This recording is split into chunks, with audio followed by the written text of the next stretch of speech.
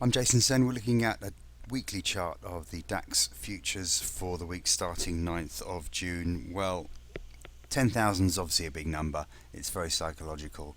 And the weekly chart here shows how we hovered just below 10,000 the week before last.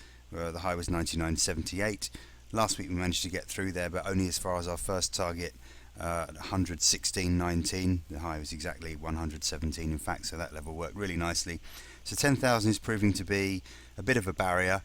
Some of the other markets have managed to continue higher, especially in the US. DAX not so much over the last 2 weeks. This is the daily chart I've just flicked over to, and you can see that we're struggling here. That's a lot clearer on the daily chart. These last few days really not going anywhere, stuck in a range as we bounce around above and below 10,000. Eventually, I think we probably will break higher, catch up with some of those other markets that have been pushing higher this week.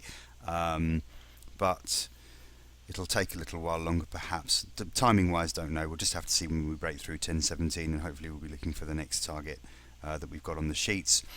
Just be aware that we are diverging a little bit now from the 100-day moving average. We are moving away from that.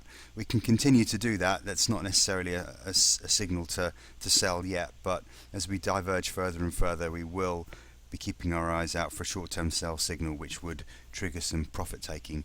Certainly not anything more than that at this stage. We're not looking for any sort of sharp correction or any sort of heavy sell-off.